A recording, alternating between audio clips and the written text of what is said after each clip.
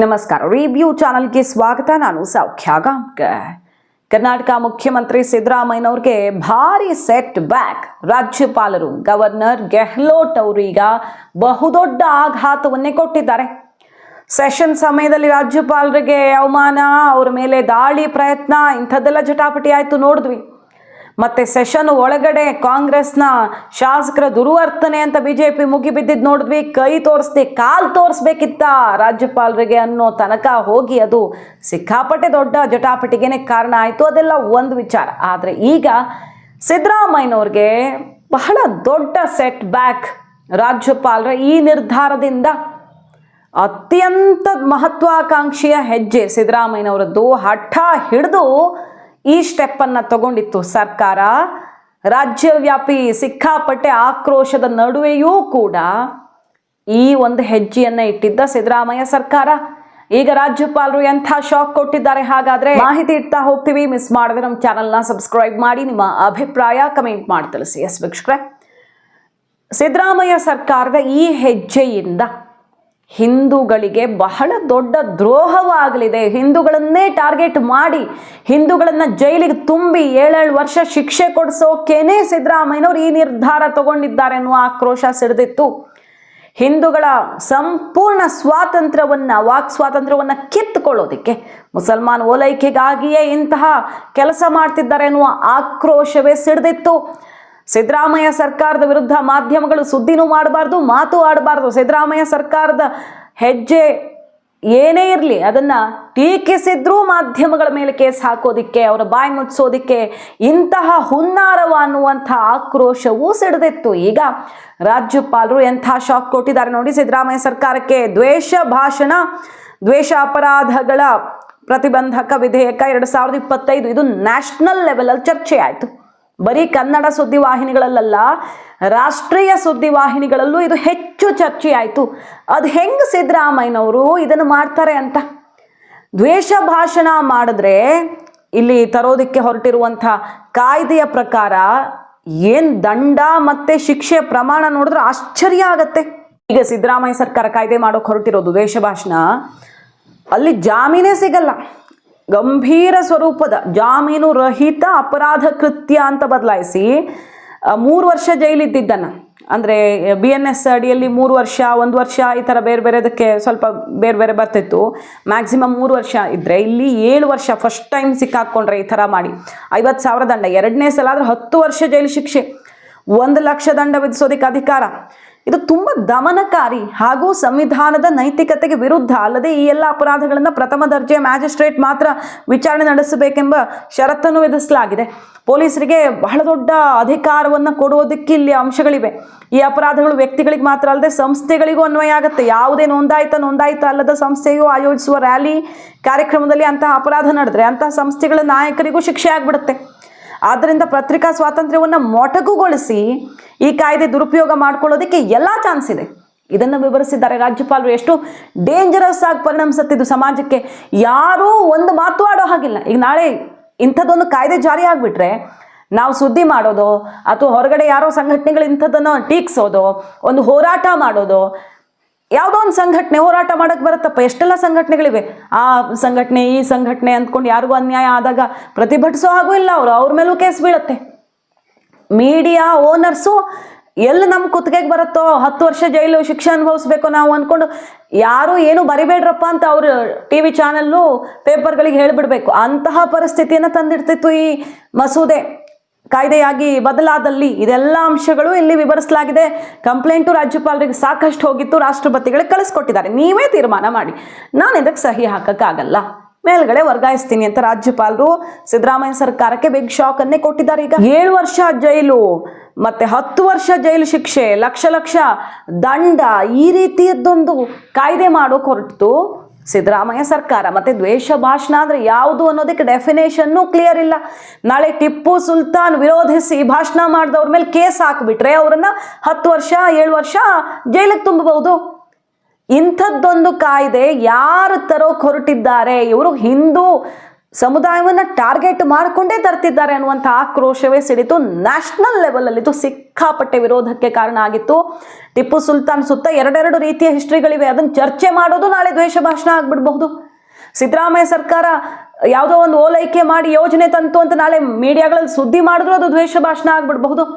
ಹಿಂದೂಗಳು ಎಚ್ಚೆತ್ತುಕೊಳ್ಳಿ, ಲವ್ ಜಿಹಾದ್ ಆಗ್ತಾ ಇದೆ, ಈ ಥರ ಏನೋ ಆಗಿದೆ ಅಂತ ಹೇಳಿದ್ರು ದ್ವೇಷ ಭಾಷಣ, ಮುಸ್ಲಿಮರನ್ನು ಟಾರ್ಗೆಟ್ ಮಾಡಿ ಭಾಷಣ ಮಾಡಿದ್ದಾರೆ ಅಂತ ಆಗ್ಬಿಡ್ಬಹುದು. ಸುದ್ದಿ ಪ್ರಸಾರ ಮಾಡಿದ್ರೆ ಅವ್ರ ಮೇಲೂ ಕೇಸ್ ಬಿದ್ದುಬಿಡ್ಬಹುದು. ಇಂಥದ್ದೊಂದು ಇಕ್ಕಟ್ಟಿನ ಪರಿಸ್ಥಿತಿಗೆ ಎಲ್ಲರ ಕೈ ಬಾಯಿ ಕಟ್ ಹಾಕೋದಕ್ಕೆ ಸಿದ್ದರಾಮಯ್ಯ ಸರ್ಕಾರ ಹೊರಟಿತ್ತು ಅನ್ನುವಂಥ ಆಕ್ರೋಶ ಸಿಡಿದು ಬಿಜೆಪಿಯವರು ಮುಗಿಬಿದ್ದಿದ್ರು. ಮಾಧ್ಯಮಗಳಲ್ಲೂ ಕೂಡ ಇದರ ಬಗ್ಗೆ ಸಿಕ್ಕಾಪಟ್ಟೆ ಖಂಡನೆ ವ್ಯಕ್ತವಾಗಿತ್ತು ರಾಷ್ಟ್ರ ಮಟ್ಟದಲ್ಲಿ. ಈಗ ರಾಜ್ಯಪಾಲರು ಇದಕ್ಕೆ ಶಾಕ್ ಕೊಟ್ಟಿದ್ದಾರೆ.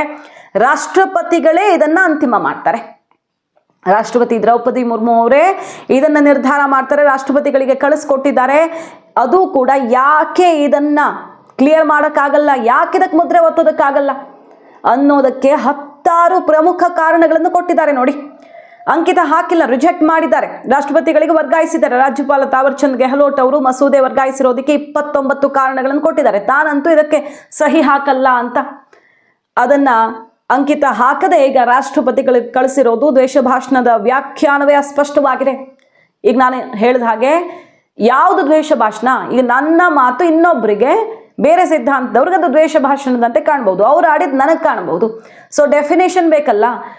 ಸಮಾಜದ ಶಾಂತಿ ಕದಡೋರಿಗೆ, ಎಕ್ಸ್ಟ್ರೀಮ್ಗೆ ಹೋದವ್ರಿಗೆ ಶಿಕ್ಷೆ ಕೊಡೋದಕ್ಕೆ ಈಗಾಗಲೇ ನಮ್ಮ ಕಾನೂನಲ್ಲಿ ಅವಕಾಶ ಇದೆ. ಅದಕ್ಕೆ ವಿಶೇಷವಾಗಿ ಹೊಸದಾಗಿ ಎಕ್ಸ್ಟ್ರಾ ಶಿಕ್ಷೆಯ ಜೊತೆಗೆ ಇದನ್ನು ಮಾಡೋಕೆ ಹೊರಟಿದ್ದು. ಏನು ಕ್ರಮನೇ ಆಗ್ತಿರ್ಲಿಲ್ವಾ ಇಷ್ಟು ದಿನ? ಅತಿಯಾದ ದ್ವೇಷ, ನಿಜವಾಗಿಯೂ ದ್ವೇಷ ಬಿತ್ತುವಂತಹ ಕೆಲಸ ಮಾಡಿದ್ರೆ, ಫ್ಯಾಕ್ಟ್ ಬಿಟ್ಟು ಇಲ್ಲ ಸಲ್ಲದ್ದನ್ನು ಮಾಡಿದ್ರೆ ಯಾವ ಕಡೆಯವರೇ ಆಗಿರಲಿ ಅವರು, ಅದಕ್ಕೆ ಅವಕಾಶ ಇದೆ, ಕಾನೂನಲ್ಲಿ ಅವಕಾಶ ಆಲ್ರೆಡಿ ಇರುವಾಗ ಸಿದ್ದರಾಮಯ್ಯ ಸರ್ಕಾರ ಇದು ಏನು ತರೋಕೆ ಹೊರಟಿತ್ತು ಅನ್ನುವ ಆಕ್ರೋಶ ಸಿಡಿದಿತ್ತು. 29 ಪ್ರಮುಖ ಅಂಶಗಳನ್ನು ಪಟ್ಟಿ ಮಾಡಿದ್ದಾರೆ. ವ್ಯಾಖ್ಯಾನ ಅಸ್ಪಷ್ಟವಾಗಿದೆ. ಮಸೂದೆ ತರುವ ಮುನ್ನ ಸಮಾಜದ ಸಾರ್ವಜನಿಕರ ಜೊತೆ ಚರ್ಚೆ ಮಾಡಿ ಅಭಿಪ್ರಾಯ ಸಂಗ್ರಹ ಕೂಡ ಆಗಿಲ್ಲ. ಎಷ್ಟು ದೊಡ್ಡ ಕಾಯ್ದೆ ಅಲ್ವಾ ಇದು? ಜನರ ಬಾಯಿಯನ್ನೇ ಕಟ್ ಹಾಕುವಂಥ ಕಾಯ್ದೆ ಅಲ್ವಾ ಇದು? ಸಮಾಜದಲ್ಲಿ ತಪ್ಪು ಒಪ್ಪು ಎತ್ತು ತೋರಿಸೋದನ್ನೇ ಬಂದ್ ಮಾಡಿಸುವಂಥ ಕಾಯ್ದೆ ಅಲ್ವಾ ಇದು? ಅಂದರೆ ಕಾಯ್ದೆ ಅಂದರೆ ಮಾಡೋಕೆ ಹೊರಟಿದ್ದು. ಅಭಿಪ್ರಾಯ ಸಂಗ್ರಹ ಕೂಡ ಆಗಿಲ್ಲ. ಯಾವ ಇಲಾಖೆಗಳೊಂದಿಗೆ ಚರ್ಚೆ ಕೂಡ ಮಾಡಿರೋದು ಕಂಡು ಬಂದಿಲ್ಲ. ರಾಜ್ಯಪಾಲರು ಹೇಳಿರೋದಿದು. ವಿಧಾನಸಭೆಯಲ್ಲಿ ಮಸೂದೆಯ ಬಗ್ಗೆ ಚರ್ಚೆಗಳು ನಡೆದಿಲ್ಲ. ಈ ಅಂದರೆ ಅಲ್ಲಿ ದೊಡ್ಡ ಗಲಾಟೆ ಆಗುತ್ತೆ, ಸಭಾತ್ಯಾಗ ಮಾಡೋ ತನಕ ಅಲ್ಲಿ ಬಿಜೆಪಿ ವಿರೋಧ ಪಕ್ಷ ಎಲ್ಲ ಸಿಕ್ಕಾಪಟ್ಟೆ ವಿರೋಧ ವ್ಯಕ್ತಪಡಿಸುತ್ತೆ.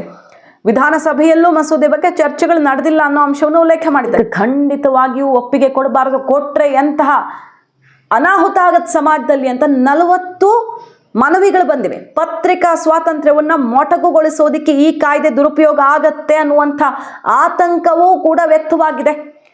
ಯಾಕೆ ಕೊಡ್ತಾ ಇಲ್ಲ ನಾನು ಅದಕ್ಕೆ ಅವಕಾಶವನ್ನ ಅಂತ ಕೊಟ್ಟಿರೋ ಕಾರಣಗಳು, ಮಸೂದೆ ರಾಷ್ಟ್ರಪತಿಗಳಿಗೆ ಕೊಟ್ಟಿರೋದಕ್ಕೆ, ಸಹಿ ಹಾಕದೇ ಇರೋದಕ್ಕೆ ರಾಜ್ಯಪಾಲರು ಕೊಟ್ಟಿರೋದು, ದ್ವೇಷ ಭಾಷಣ ಅಂತ ಗುರುತಿಸೋದಕ್ಕೆ ಈಗಾಗಲೇ ಭಾರತೀಯ ದಂಡ ಸಂಹಿತೆಯಲ್ಲಿಯೇ BNS ಅಡಿಯಲ್ಲಿಯೇ ಹಲವಾರು ಸೆಕ್ಷನ್ಗಳಿವೆ. ಆದರೆ ಅವುಗಳಲ್ಲಿನ ಶಿಕ್ಷೆ ಮತ್ತು ದಂಡವನ್ನು ಸರ್ಕಾರ ದೊಡ್ಡದು ಮಾಡಿದೆ.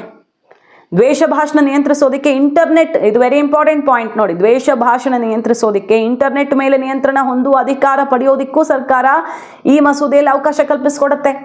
ಇವ್ರಿಗೆ ಯಾವುದೋ ದ್ವೇಷ ಭಾಷಣ ಅನ್ಸಿದ್ರೆ ಇಂಟರ್ನೆಟ್ಟನ್ನೇ ಕಂಟ್ರೋಲ್ ಮಾಡುವಂಥ ಅಂತಹ ಪರ್ಟಿಕ್ಯುಲರ್ ಯಾರಿದ್ದಾರೋ ಅವ್ರು ಇಂಟರ್ನೆಟ್ ಕಂಟ್ರೋಲ್ ಮಾಡುವಂಥ ಅವರ ಭಾಷಣ ಎಲ್ಲೂ ಪ್ರಸಾರವಾಗದಂತೆ ಮೊಟಕುಗೊಳಿಸೋದು ಅಥವಾ ಏನಾದರೂ ಯಾವುದೇ ರೀತಿಯಲ್ಲಿ ಇಂಟರ್ನೆಟ್ ಮೇಲೇನೆ ನಿಯಂತ್ರಣ ಹೊಂದುವ ಅಧಿಕಾರ ಪಡೆಯೋ ವಿಚಾರ ಕೂಡ ಇದೆ ಅನ್ನೋದು ಮಸೂದೆಯನ್ನು ವರ್ಗಾಯಿಸಿರೋದಕ್ಕೆ ಅತ್ಯಂತ ಪ್ರಮುಖ ಕಾರಣಗಳಲ್ಲಿ ಒಂದು.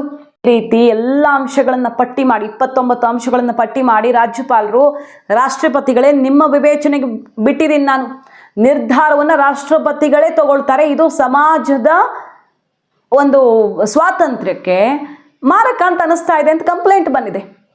ಇಷ್ಟು ಮನವಿಗಳು ಬಂದಿದೆ, ಎಲ್ಲ ಕಳಿಸ್ಕೊಟ್ಟಿದ್ದಾರೆ. ನೀವೇ ಡಿಸೈಡ್ ಮಾಡಿ, ರಾಷ್ಟ್ರಪತಿಗಳೇ ಇದನ್ನು ನಿರ್ಧರಿಸ್ತಾರೆ ಅಂತ ಕಳಿಸ್ಕೊಟ್ಟಿರೋದು. ಹಾಗೆ ಇನ್ನೂ ಏನೆಲ್ಲ ಇದೆ? ಮೊದಲನೇದಾಗಿ ಪ್ರಸ್ತಾವಿತ ಮಸೂದೆಯಲ್ಲಿ ದ್ವೇಷ ಭಾಷಣದ ವ್ಯಾಖ್ಯಾನದಲ್ಲಿ ಪೂರ್ವಾಗ್ರಹದಿಂದ ಧರ್ಮ, ಜಾತಿ, ಜನಾಂಗ, ಲಿಂಗ, ಜನ್ಮಸ್ಥಳ ಅಥವಾ ಅಂಗವೈಕಲ್ಯತೆಗೆ ಸಂಬಂಧಪಟ್ಟ ವ್ಯಕ್ತಿ ಅಥವಾ ಗುಂಪಿನ ವಿರುದ್ಧ ಹಾನಿ ಅಥವಾ ಸಾಮರಸ್ಯಕ್ಕೆ ಹಾನಿ ತರುವ ಅಭಿವ್ಯಕ್ತಿಯನ್ನು ದ್ವೇಷ ಭಾಷಣ ಅಂತ ವ್ಯಾಖ್ಯಾನ ಮಾಡಿದ್ದಾರೆ. ಮಸೂದೆಯು ದ್ವೇಷ ಭಾಷಣ ಮಾಡಿದ ವ್ಯಕ್ತಿಯು ಯಾವುದೇ ಸಂಸ್ಥೆಯ ಜವಾಬ್ದಾರಿಯುತ ಸ್ಥಾನದಲ್ಲಿದ್ದರೆ ಅವನ ಹೇಳಿಕೆಯನ್ನು ಇಡೀ ಸಂಸ್ಥೆಗೆ ಹೊಣೆಗಾರಿಕೆ ಬೆಸೆಯಲಾಗುತ್ತೆ. ಅಂದರೆ ಯಾರೋ ಒಂದು ಸಂಸ್ಥೆ ವ್ಯಕ್ತಿ ಮಾತಾಡಿದ್ರೆ ಆ ಸಂಸ್ಥೆಗೆ ಕೆಟ್ಟ ಹೆಸರು ಬಂದುಬಿಡುತ್ತೆ. ರಾಜ್ಯ ಸರ್ಕಾರಕ್ಕೆ ದ್ವೇಷ ಭಾಷಣದ ಡಿಜಿಟಲ್ ಪ್ರಸರಣವನ್ನು ತಡೆಯೋದಕ್ಕೆ ಆನ್ಲೈನ್ನಲ್ಲಿ ದ್ವೇಷಪೂರಿತ ವಿಷಯವನ್ನು ನಿರ್ಬಂಧಿಸುವ ಅಥವಾ ತೆಗೆದು ಹಾಕೋದಕ್ಕೆ ಇಂಟರ್ನೆಟ್ ವ್ಯವಸ್ಥೆ ನಿಯಂತ್ರಿಸುವ ಅಧಿಕಾರವನ್ನು ಕೊಡುತ್ತೆ ಅನ್ನೋದು ತುಂಬ ಸೆನ್ಸಿಟಿವ್ ವಿಚಾರ ಆಗುತ್ತೆ. ಮತ್ತು ಈ ಎಲ್ಲ ವಿಚಾರಗಳು ರಾಜ್ಯಪಾಲರು ವಿವರಿಸಿರೋದು ಎಲೆಕ್ಟ್ರಾನಿಕ್ ಮತ್ತು ಮುದ್ರಣ ಮಾಧ್ಯಮಗಳಲ್ಲಿ ಚರ್ಚೆಗೆ ಒಳಪಟ್ಟಿದೆ. ಎಕ್ಸ್ಪರ್ಟ್ ಒಪಿನಿಯನ್ ಏನು ಬಂದಿದೆ ಅನ್ನೋದನ್ನು ಕೂಡ ನಾನು ಗಮನಿಸಿದ್ದೀನಿ. ಮಸೂದೆಯ ವಿರುದ್ಧ ಹಾಗೂ ಅದರ ಪರಿಣಾಮಗಳ ವಿವರಣೆಯೊಂದಿಗೆ ಈ ಮಸೂದೆಗೆ ಒಪ್ಪಿಗೆ ನೀಡದಂತೆ ಬಂದಿರುವ ಮನವಿಗಳಲ್ಲಿರುವಂಥ ಕಾರಣಗಳನ್ನು ಕೂಡ ನಾನಿಲ್ಲಿ ಗಮನಿಸಿದ್ದೀನಿ. ಎಕ್ಸ್ಪರ್ಟ್ಸ್ ಒಪಿನಿಯನ್ನು, ತಜ್ಞರ ಅಭಿಪ್ರಾಯವನ್ನು ಕೂಡ ಸಂಗ್ರಹ ಮಾಡಿದ್ದೀನಿ. ರಾಜ್ಯಪಾಲರು ಕೊಟ್ಟಿರೋ ವಿವರಣೆ: ಈ ಮಸೂದೆಯ ಅಡಿ ಅಪರಾಧಗಳಂತ ಪರಿಗಣಿಸಲಾದ ದ್ವೇಷ ಭಾಷಣ ಮತ್ತು ಅದಕ್ಕೆ ಸಂಬಂಧಪಟ್ಟ ಅಂಶಗಳು ಏನಿರ್ತವೆ ಅದು ಹೊಸದೇನೂ ಅಲ್ಲ. ಅಂತಹ ಅಂಶಗಳು ಭಾರತೀಯ ದಂಡ ಸಂಹಿತೆಯ 196/1, 196/2, 299, 302, 153 ಇಂತಹ ಸೆಕ್ಷನ್ಗಳ ಅಡಿಯಲ್ಲಿ ಬರೋದೇನೆ, ಆಲ್ರೆಡಿ ಇರೋದೇನೆ. ಅವುಗಳ ವ್ಯಾಪ್ತಿಯನ್ನು ಸಿಕ್ಕಾಪಟ್ಟೆ ಜಾಸ್ತಿ ಮಾಡಲಾಗಿದೆ. ದಂಡ ಶಿಕ್ಷೆಯನ್ನು ಗಣನೀಯವಾಗಿ ಜಾಸ್ತಿ ಮಾಡಿಬಿಟ್ಟಿದ್ದಾರೆ. ಹಾಗೆ ದ್ವೇಷ ಭಾಷಣವನ್ನು ಜಾಮೀನು ನೀಡಬಹುದಾದ ಮತ್ತು ಗಂಭೀರ ಸ್ವರೂಪವಲ್ಲದ ಕೃತ್ಯ ಅನ್ನೋದನ್ನು ಇಷ್ಟು ದಿನ ಇರೋದು ಈ BNS ಅಡಿಯಲ್ಲಿ ಅಥವಾ IPC ಇದ್ದಾಗ ಏನು ಇತ್ತಲ್ವಾ, ಜಾಮೀನು ಸಿಗುವಂಥದ್ದಾಗಿರ್ತಿತ್ತಲ್ಲ, ಈಗ ಹೆಂಗೆ ಮಾಡಿ ಹಾಕಿದ್ದಾರೆ ಅಂದರೆ, ಈಗ ಸಿದ್ದರಾಮಯ್ಯ ಸರ್ಕಾರ ಕಾಯ್ದೆ ಮಾಡೋಕೆ ಹೊರಟಿರೋದು ದ್ವೇಷ ಭಾಷಣ, ಅಲ್ಲಿ ಜಾಮೀನೇ ಸಿಗಲ್ಲ. ಗಂಭೀರ ಸ್ವರೂಪದ ಜಾಮೀನು ರಹಿತ ಅಪರಾಧ ಕೃತ್ಯ ಅಂತ ಬದಲಾಯಿಸಿ 3 ವರ್ಷ ಜೈಲಿದ್ದಿದ್ದನ್ನು, ಅಂದರೆ BNS ಅಡಿಯಲ್ಲಿ 3 ವರ್ಷ, 1 ವರ್ಷ ಈ ಥರ ಬೇರೆ ಬೇರೆದಕ್ಕೆ ಸ್ವಲ್ಪ ಬೇರೆ ಬೇರೆ ಬರ್ತಿತ್ತು. ಮ್ಯಾಕ್ಸಿಮಮ್ 3 ವರ್ಷ ಇದ್ದರೆ ಇಲ್ಲಿ 7 ವರ್ಷ ಫಸ್ಟ್ ಟೈಮ್ ಸಿಕ್ಕಾಕ್ಕೊಂಡ್ರೆ ಈ ಥರ ಮಾಡಿ 50,000 ದಂಡ, 2ನೇ ಸಲ ಆದರೆ 10 ವರ್ಷ ಜೈಲು ಶಿಕ್ಷೆ, 1 ಲಕ್ಷ ದಂಡ ವಿಧಿಸೋದಕ್ಕೆ ಅಧಿಕಾರ. ಇದು ತುಂಬ ದಮನಕಾರಿ ಹಾಗೂ ಸಂವಿಧಾನದ ನೈತಿಕತೆಗೆ ವಿರುದ್ಧ. ಅಲ್ಲದೆ ಈ ಎಲ್ಲ ಅಪರಾಧಗಳನ್ನು ಪ್ರಥಮ ದರ್ಜೆಯ ಮ್ಯಾಜಿಸ್ಟ್ರೇಟ್ ಮಾತ್ರ ವಿಚಾರಣೆ ನಡೆಸಬೇಕೆಂಬ ಷರತ್ತನ್ನು ವಿಧಿಸಲಾಗಿದೆ. ಪೊಲೀಸರಿಗೆ ಬಹಳ ದೊಡ್ಡ ಅಧಿಕಾರವನ್ನು ಕೊಡುವುದಕ್ಕೆ ಇಲ್ಲಿ ಅಂಶಗಳಿವೆ. ಈ ಅಪರಾಧಗಳು ವ್ಯಕ್ತಿಗಳಿಗೆ ಮಾತ್ರ ಅಲ್ಲದೆ ಸಂಸ್ಥೆಗಳಿಗೂ ಅನ್ವಯ ಆಗುತ್ತೆ. ಯಾವುದೇ ನೋಂದಾಯಿತ ಅಲ್ಲದ ಸಂಸ್ಥೆಯು ಆಯೋಜಿಸುವ ರ್ಯಾಲಿ ಕಾರ್ಯಕ್ರಮದಲ್ಲಿ ಅಂತಹ ಅಪರಾಧ ನಡೆದರೆ ಅಂತಹ ಸಂಸ್ಥೆಗಳ ನಾಯಕರಿಗೂ ಶಿಕ್ಷೆ ಆಗಿಬಿಡುತ್ತೆ. ಆದ್ದರಿಂದ ಪತ್ರಿಕಾ ಸ್ವಾತಂತ್ರ್ಯವನ್ನು ಮೊಟಕುಗೊಳಿಸಿ ಈ ಕಾಯ್ದೆ ದುರುಪಯೋಗ ಮಾಡ್ಕೊಳ್ಳೋದಕ್ಕೆ ಎಲ್ಲ ಚಾನ್ಸ್ ಇದೆ. ಇದನ್ನು ವಿವರಿಸಿದ್ದಾರೆ ರಾಜ್ಯಪಾಲರು. ಎಷ್ಟು ಡೇಂಜರಸ್ ಆಗಿ ಪರಿಣಮಿಸುತ್ತಿದ್ದು ಸಮಾಜಕ್ಕೆ, ಯಾರೂ ಒಂದು ಮಾತು ಆಡೋ ಹಾಗಿಲ್ಲ. ಈಗ ನಾಳೆ ಇಂಥದ್ದೊಂದು ಕಾಯ್ದೆ ಜಾರಿ ಆಗಿಬಿಟ್ರೆ ನಾವು ಸುದ್ದಿ ಮಾಡೋದು ಅಥವಾ ಹೊರಗಡೆ ಯಾರೋ ಸಂಘಟನೆಗಳು ಇಂಥದ್ದನ್ನು ಟೀಕ್ಸೋದು, ಒಂದು ಹೋರಾಟ ಮಾಡೋದು, ಯಾವುದೋ ಒಂದು ಸಂಘಟನೆ ಹೋರಾಟ ಮಾಡೋಕ್ಕೆ ಬರುತ್ತಪ್ಪ. ಎಷ್ಟೆಲ್ಲ ಸಂಘಟನೆಗಳಿವೆ. ಆ ಸಂಘಟನೆ ಈ ಸಂಘಟನೆ ಅಂದ್ಕೊಂಡು ಯಾರಿಗೂ ಅನ್ಯಾಯ ಆದಾಗ ಪ್ರತಿಭಟಿಸೋ ಹಾಗೂ ಇಲ್ಲ, ಅವ್ರ ಮೇಲೂ ಕೇಸ್ ಬೀಳುತ್ತೆ. ಮೀಡಿಯಾ ಓನರ್ಸು ಎಲ್ಲಿ ನಮ್ಮ ಕುತ್ತಿಗೆಗೆ ಬರುತ್ತೋ 10 ವರ್ಷ ಜೈಲು ಶಿಕ್ಷೆ ಅನುಭವಿಸ್ಬೇಕು ನಾವು ಅಂದ್ಕೊಂಡು ಯಾರು ಏನು ಬರಿಬೇಡ್ರಪ್ಪ ಅಂತ ಅವರು TV ಚಾನಲ್ಲು ಪೇಪರ್ಗಳಿಗೆ ಹೇಳಿಬಿಡ್ಬೇಕು. ಅಂತಹ ಪರಿಸ್ಥಿತಿಯನ್ನು ತಂದಿಡ್ತಿತ್ತು ಈ ಮಸೂದೆ ಕಾಯ್ದೆಯಾಗಿ ಬದಲಾದಲ್ಲಿ. ಇದೆಲ್ಲ ಅಂಶಗಳು ಇಲ್ಲಿ ವಿವರಿಸಲಾಗಿದೆ. ಕಂಪ್ಲೇಂಟು ರಾಜ್ಯಪಾಲರಿಗೆ ಸಾಕಷ್ಟು ಹೋಗಿತ್ತು, ರಾಷ್ಟ್ರಪತಿಗಳಿಗೆ ಕಳಿಸ್ಕೊಟ್ಟಿದ್ದಾರೆ. ನೀವೇ ತೀರ್ಮಾನ ಮಾಡಿ, ನಾನು ಇದಕ್ಕೆ ಸಹಿ ಹಾಕೋಕ್ಕಾಗಲ್ಲ, ಮೇಲ್ಗಡೆ ವರ್ಗಾಯಿಸ್ತೀನಿ ಅಂತ ರಾಜ್ಯಪಾಲರು ಸಿದ್ದರಾಮಯ್ಯ ಸರ್ಕಾರಕ್ಕೆ ಬಿಗ್ ಶಾಕ್ ಅನ್ನೇ ಕೊಟ್ಟಿದ್ದಾರೆ. ಈಗ ಇನ್ನೊಂದು ಅಂಶ, ಈಗಾಗಲೇ ನಾನು ಹೇಳಿದ ಹಾಗೆ ದ್ವೇಷ ಭಾಷಣದ ವ್ಯಾಖ್ಯಾನ ನಿರ್ಧರಿಸೋರು ಯಾರು? ದ್ವೇಷ ಭಾಷಣ ಅಂತ ಡೆಫಿನೇಷನ್ನು ಅವರವರ ಮೂಗಿನ ನೇರಕ್ಕೆ ಕೊಟ್ಕೊಳ್ಬೋದು. ಅವರು ಯಾವ ಸರ್ಕಾರ ಇದೆ, ಯಾವ ಸಿದ್ಧಾಂತದ ನಾಯಕರಿದ್ದಾರೆ ಅನ್ನೋದ್ರ ಮೇಲೆ ಡಿಪೆಂಡ್ ಆಗುತ್ತಲ್ವಾ. ನೋಡಿ, ಅಸ್ಪಷ್ಟ ಅದು. ಹಾಗಾಗಿ ಇದ್ರ ವ್ಯಾಪ್ತಿ ಬಹಳ ವಿಸ್ತಾರ ಆಗಿರುತ್ತೆ. ದ್ವೇಷ ಭಾಷಣ ಅನ್ನೋದನ್ನು ಹೇಗೆ ಬೇಕಾದರೂ ನೋಡಬಹುದಾಗಿರುತ್ತೆ. ಅಧಿಕಾರಿಗಳು, ಪೊಲೀಸರು ಅಂತಹ ವಿವೇಚನೆಯನ್ನು ಚಲಾಯಿಸುವಾಗ ನಿಷ್ಪಕ್ಷಪಾತವಾಗಿ ಎಚ್ಚರಿಕೆಯಿಂದ ವರ್ತಿಸೋದು ಅವಶ್ಯಕ ಅಲ್ವಾ. ಅಧಿಕಾರಿಗಳು ತಮಗೆ ಹೆಂಗೆ ಬೇಕೋ ಮಾಡ್ಕೊಳ್ಬೋದು. ಈಗ ಮೊನ್ನೆ ನೋಡಿ, ಆಶ್ಚರ್ಯ ಅನ್ನುವಂತೆ ಈ ಸರ್ಕಾರದ ಉದ್ದೇಶವೇ ಹಂಗಿದೆಯಾ ಅನ್ನೋ ರೀತಿಯಲ್ಲಿ ಆಕ್ರೋಶ ಸಿಡಿತು. ಇನ್ನೂ ಕಾಯ್ದೆ ಬಂದೇ ಇಲ್ಲ, ರಾಜ್ಯಪಾಲರ ಸಹಿನೇ ಬಿದ್ದಿಲ್ಲ. ಆಲ್ರೆಡಿ ಅಲ್ಲೊಬ್ಬರು ಪೊಲೀಸರು ಹಿಂದೂಪರ ಕಾರ್ಯಕರ್ತನಿಗೆ ದ್ವೇಷ ಭಾಷಣ ಕಾಯ್ದೆ ಅಡಿಯಲ್ಲಿ ನೋಟಿಸ್ ಕೊಟ್ಟುಬಿಟ್ಟಿದ್ರು. ಕಾಯ್ದೆನೇ ಆಗಿಲ್ಲ ಅದು, ಅದರ ಅಡಿಯಲ್ಲಿ ಅವ್ರು ನೋಟಿಸ್ ಕೊಟ್ಟು ಬಿಟ್ಟಿದ್ರು. ಅಂದರೆ ಹಿಂದೂಗಳನ್ನು ಟಾರ್ಗೆಟ್ ಮಾಡೋದಕ್ಕೆ, ಅವರ ಭಾಷಣ ನಿಯಂತ್ರಿಸೋದಕ್ಕೆ ಅಂತಲೇ ಇದನ್ನು ತರಲಾಗ್ತಿದೆ ಅನ್ನುವಂಥ ಆಕ್ರೋಶ ಮೊನ್ನೆ ಸಿಡಿದಿತ್ತು, ನೀವು ನೋಡಿರ್ತೀರಿ. ಸೊ ರಾಜಕೀಯ ದುರುದ್ದೇಶಕ್ಕೆ ಯಾವುದೇ ವ್ಯಕ್ತಿ, ಗುಂಪು ಅಥವಾ ಸಮುದಾಯದ ವಿರುದ್ಧ ದ್ವೇಷ ಸೇಡ್ ತೀರಿಸ್ಕೊಳ್ಳೋಕೆ ಈ ಕಾಯ್ದೆಯನ್ನು ಬಳಸ್ಕೊಳ್ಳುವಂಥ ದಟ್ಟ ಸಾಧ್ಯತೆ ಇದೆ. ಸ್ವಾಭಾವಿಕವಾಗಿ ಮಾತನಾಡುವಾಗ ಪದಗಳನ್ನು ಸಹ ದ್ವೇಷ ಭಾಷಣದ ವ್ಯಾಪ್ತಿಗೆ ತಂದು ಬಿಡಬಹುದು. ಏನು ಬೇಕಾದರೂ ದ್ವೇಷ ಭಾಷಣ ಅಂತ ಬಂದುಬಿಡಬಹುದು ಇಲ್ಲಿ. ಹಾಗಾಗಿ ಇದು ಸಮಾಜಕ್ಕೆ ತುಂಬ ಅಪಾಯಕಾರಿ ಆಗುತ್ತೆ. ಜನರು ನಡೆದಾಡೋಕ್ಕೆ, ಉಸಿರಾಡೋಕ್ಕೂ ಕೂಡ ಕಾಯ್ದೆ ತನ್ನಂಗಾಗತ್ತೆ. ಅಷ್ಟು ಚೌಕಟ್ಟುಗಳನ್ನು ಹಾಕಿ ಜನ ಈ ಸಂವಿಧಾನ ಕೊಟ್ಟಿರೋ ಸ್ವಾತಂತ್ರ್ಯವನ್ನು ಅನುಭವಿಸದೇ ಇರೋ ಥರ ಆಗಿಬಿಡತ್ತೆ ಅನ್ನುವ ಆಕ್ರೋಶ ಸಿಡಿದಿತ್ತು. ಈಗ ರಾಜ್ಯಪಾಲರು ಇಂತಹ ಎಲ್ಲ ಅಂಶಗಳನ್ನು ಉಲ್ಲೇಖ ಮಾಡಿದ್ದಾರೆ. ಕಾನೂನುಬದ್ಧವಾದ ಶೈಕ್ಷಣಿಕ ವಿಮರ್ಶೆ ಅಥವಾ ಸಾರ್ವಜನಿಕ ವಕಾಲತ್ತುಗಾಗಿ ಆನ್ಲೈನ್ ವಿಷಯವನ್ನ ಅನಿಯಂತ್ರಿತವಾಗಿ ನಿರ್ಬಂಧಿಸುವ ಅಪಾಯ ಇದೆ. ತಕ್ಷಣ ಇದ್ರ ಪರಿಣಾಮ ಆಗುತ್ತೆ. ಬಂದ ತಕ್ಷಣ ಮಸೂದೆ ಸಂಬಂಧ ಕೆಲವು ಕಾನೂನು ತೊಡಕುಗಳಾಗತ್ತೆ. ಮಿತಿಮೀರಿದ ಮತ್ತು ಭಯಾನಕ ಪರಿಣಾಮವನ್ನು ಬೀರುತ್ತೆ ಇದು ಸಮಾಜದ ಮೇಲೆ. ಈ ಮಸೂದೆಯು ಅಭಿವ್ಯಕ್ತಿ ಸ್ವಾತಂತ್ರ್ಯ ಮೂಲಭೂತ ಹಕ್ಕನ್ನು ಕಸಿಯತ್ತೆ. ಗಂಭೀರವಾದಂಥ ಸಂಕಷ್ಟದ ಮುನ್ಸೂಚನೆ ಈ ಕಾಯ್ದೆ ಆಗ್ಬಿಟ್ರೆ ಇದು ರಾಜ್ಯಪಾಲರು ಕೊಟ್ಟಿರೋ ಕಾರಣ. ದ್ವೇಷ ಭಾಷಣ ಅಥವಾ ದ್ವೇಷ ಅಪರಾಧದ ವ್ಯಾಖ್ಯಾನ ಅಸ್ಪಷ್ಟವಾಗಿರೋದ್ರಿಂದ ಇದು ರಾಜಕೀಯ ಸೇಡ್ ತೀರಿಸ್ಕೊಳ್ಳೋಕ್ಕೆ ಅವಕಾಶ ಆಗುತ್ತೆ. ಮಸೂದೆಯ ಉದ್ದೇಶಕ್ಕಿಂತ ಪರಿಣಾಮಕ್ಕೆ ಆದ್ಯತೆ ನೀಡುತ್ತೆ. ಅಂದರೆ ಸತ್ಯವನ್ನು ಮಾತಾಡಿದ್ರು ಅಥವಾ ಬೌದ್ಧಿಕ ಟೀಕೆ ಮಾಡಿದ್ರು ಸಹ ಯಾರೊಬ್ಬರು ಭಾವನೆಗಳನ್ನು ನೋಯಿಸಿದ್ದಾರೆ ಅನ್ನೋ ರೀತಿಯಲ್ಲಿ ಅವ್ರನ್ನ ಬಂಧನಕ್ಕೆ ಒಳಪಡಿಸ್ಬಿಡಬಹುದು. ಫ್ಯಾಕ್ಟ್ ಕೂಡ ಮಾತಾಡೋಕೆ ಹೆದರಬೇಕು ಈ ಸಮಾಜದಲ್ಲಿ. ಅಂತಹ ಭಯದ ವಾತಾವರಣವನ್ನು ಸೃಷ್ಟಿಸುವ ಅವಕಾಶ ಆಗತ್ತೆ. ಅಸ್ಪಷ್ಟ ಕಾನೂನು ಅಂತಿಮವಾಗಿ ಪೊಲೀಸ್ ವ್ಯವಸ್ಥೆಯ ದುರುಪಯೋಗಕ್ಕೆ ಕಾರಣ ಆಗುತ್ತೆ. ಕಾರ್ಟೂನು, ಈಗ ಪೇಪರ್ಗಳಲ್ಲಿ ನೀವು ಕಾರ್ಟೂನು, ಈಗ ಟ್ವೀಟ್ ಮಾಡೋದು, ವಿಡಂಬನಾತ್ಮಕವಾದ ಲೇಖನ, ಇದಕ್ಕೆಲ್ಲ ಅವಕಾಶ ಇರುತ್ತೆ. ಇಂಥದ್ದು ನಡೆದಾಗ್ಲೇ ಅಲ್ವಾ ಆಡಳಿತ ವರ್ಗವನ್ನು ತಿದ್ದುವ ಕೆಲಸಗಳಾದಾಗ್ಲೇ ಅಲ್ವಾ ಈ ಸಮಾಜದಲ್ಲಿ ಒಂದು ಸ್ವಾಸ್ಥ್ಯ ಇರೋದು, ಪಾರದರ್ಶಕತೆ ಇರೋದು. ಅದು ಯಾವುದೂ ಇಲ್ಲ. ನಾಳೆ ಒಂದು ಟೀಕೆ ಮಾಡಿ ಕಾರ್ಟೂನ್ ಕೂಡ ಮಾಡೋ ಹಾಗಿಲ್ಲ, ಕೇಸ್ ಬೀಳುತ್ತೆ. ಆ ಕಾರ್ಟೂನಿಸ್ಟು ಓನರು ಎಲ್ಲರನ್ನೂ ತಗೊಂಡೋಗಿ ಜೈಲಿಗೆ ತುಂಬಬೇಕಾಗತ್ತೆ. ಪೇಪರ್ ಓನರ್ನು ತಗೊಂಡು ಹೋಗಿ ಅಂತಹ ಪರಿಸ್ಥಿತಿ ಬರುತ್ತೆ ಅಲ್ವಾ. ಅದೆಲ್ಲ ಆತಂಕ ಇತ್ತು. ಈಗ ಅದೆಲ್ಲ ಅಂಶಗಳನ್ನು ಉಲ್ಲೇಖ ಮಾಡಿದ್ದಾರೆ. ಕಾರ್ಟೂನು, ಟ್ವೀಟು, ವಿಡಂಬನಾತ್ಮಕ ಲೇಖನ ದ್ವೇಷಕ್ಕೆ ಪ್ರಚೋದನೆಯೇ ಅನ್ನೋದನ್ನು ನಿರ್ಧರಿಸುವ ಅಧಿಕಾರ ಕೆಳಮಟ್ಟದ ಪೊಲೀಸ್ ಅಧಿಕಾರಿಯ ಬಳಿ ಇರುತ್ತೆ. ಹಾಗಾದ್ರೆ ಇದು ಅಧಿಕಾರದ ದುರುಪಯೋಗಕ್ಕೆ ಕಾರಣ ಆಗುತ್ತೆ. ದ್ವೇಷ ಭಾಷಣವನ್ನು ನಿಯಂತ್ರಿಸೋದಕ್ಕೆ ಭಾರತದಲ್ಲಿ ಈಗಾಗಲೇ ಇರುವಂಥ ಕಾನೂನುಗಳನ್ನು ಬಳಸ್ಕೊಳ್ಬಹುದಲ್ವಾ. ಜಾತಿ, ಧರ್ಮ ಅಥವಾ ಸಮುದಾಯದ ನಡುವೆ ದ್ವೇಷವನ್ನು ಹರಡೋದ್ರ ವಿರುದ್ಧ ಕಠಿಣ ಕ್ರಮ ಕೈಗೊಳ್ಳೋದಕ್ಕೆ ಅವಕಾಶ ಇದೆ. ಈ ಪ್ರತ್ಯೇಕವಾಗಿ ಮಾಡ್ತಿರೋದ್ರ ಉದ್ದೇಶ ಏನು? ಬೌದ್ಧಿಕ ಚಿಂತನೆಗಳ ತವರೂರಾದ ಕರ್ನಾಟಕದಲ್ಲಿ ಈ ಮಸೂದೆಯು ಅಂತಹ ಬೌದ್ಧಿಕ ಸಂಪ್ರದಾಯಕ್ಕೇನೆ ಬ್ರೇಕ್ ಹಾಕಬಹುದು. ರಾಜ್ಯಪಾಲರು ಎಚ್ಚರಿಸ್ತಿದ್ದಾರೆ. ಅಭಿವ್ಯಕ್ತಿ ಸ್ವಾತಂತ್ರ್ಯದ ರಕ್ಷಣೆ ಕೇವಲ ಒಬ್ಬ ವ್ಯಕ್ತಿ ಅಥವಾ ಸಮುದಾಯಕ್ಕೆ ಸೀಮಿತ ಆಗಿರಬಾರ್ದು, ಇಡೀ ಸಮಾಜದ ಸಾಮೂಹಿಕ ಹಕ್ಕಾಗಿರಬೇಕು ಅನ್ನೋದನ್ನ ನೆನಪಿಸ್ತಿದ್ದಾರೆ ರಾಜ್ಯಪಾಲರು. ದ್ವೇಷ ಭಾಷಣವು ಸಮಾಜಕ್ಕೆ ಹಾನಿಕಾರಕ ಅನ್ನೋದ್ರಲ್ಲಿ ಸಂದೇಹ ಇಲ್ಲ. ದ್ವೇಷ ಭಾಷಣವನ್ನು ಮಾಡಿ ಅಂತ ಯಾರು ಹೇಳ್ತಿಲ್ಲ. ಆದರೆ ದ್ವೇಷ ಭಾಷಣ ಅಂತ ಕಂಡವರನ್ನ ಜೈಲಿಗೆ ತುಂಬಿ ಫ್ಯಾಕ್ಟ್ ಹೇಳೋದಕ್ಕೂ ಭಯ ಪಡೋ ಥರ ಆಗಬಾರದು ಸಮಾಜದಲ್ಲಿ ಅನ್ನೋದು ಉದ್ದೇಶ. ದ್ವೇಷ ಭಾಷಣ ಸಮಾಜಕ್ಕೆ ಹಾನಿಕಾರಕ ಅನ್ನೋದ್ರಲ್ಲಿ ಸಂದೇಹ ಇಲ್ಲ. ಆದರೆ ದ್ವೇಷವನ್ನು ತಡೆಯೋ ಹೆಸರಲ್ಲಿ ಸ್ವಾತಂತ್ರ್ಯ ಕೊಲ್ಲೋದಕ್ಕೆ ಖಂಡಿತವಾಗಿ ಬಿಡೋಕ್ಕಾಗಲ್ಲ. ಈ ಎಲ್ಲ ಅಂಶಗಳನ್ನು ಉಲ್ಲೇಖಿಸಿ ರಾಜ್ಯಪಾಲರು ರಾಷ್ಟ್ರಪತಿಗಳಿಗೆ ಕಳಿಸ್ಕೊಟ್ಟಿದ್ದಾರೆ, ನೀವೇ ನಿರ್ಧರಿಸಿ ಅಂತ. ಸೊ ರಾಷ್ಟ್ರಪತಿಗಳು ಈಗ ಸಿದ್ದರಾಮಯ್ಯನವರ ಮಹತ್ವಾಕಾಂಕ್ಷೆ ದ್ವೇಷ ಭಾಷಣ ಬಿಲ್ಗೆ ಮುದ್ರೆ ಒತ್ತುತ್ತಾರಾ ಇಲ್ವಾ? ದೇಶವ್ಯಾಪಿ ವಿರೋಧ ವ್ಯಕ್ತವಾಗಿದೆ. ಬಿಜೆಪಿಯವರಂತೂ ಮುಗಿ ಬಿದ್ದಿದ್ದಾರೆ. ಬಹುತೇಕ ಎಲ್ಲ ಮೀಡಿಯಾಗಳಲ್ಲೂ ಇದಕ್ಕೆ ವಿರೋಧ, ಆಕ್ರೋಶ ಚರ್ಚೆಗಳಲ್ಲಿ ಹೊರಹೊಮ್ಮಿರೋದನ್ನ ನೋಡಿದ್ದೀವಿ. ಸೊ ಸಿದ್ದರಾಮಯ್ಯನವ್ರಿಗೆ ಈಗ ರಾಜ್ಯಪಾಲರು ಸೆಡ್ ಹೊಡೆದಿದ್ದಾರೆ. ದ್ವೇಷ ಭಾಷಣ ಮಾಡಿದವ್ರನ್ನ ನಿಮ್ಗೆ ಒಳಗೆ ತುಂಬೋಕ್ಕಾಗಲ್ವಾ ಅಂತ.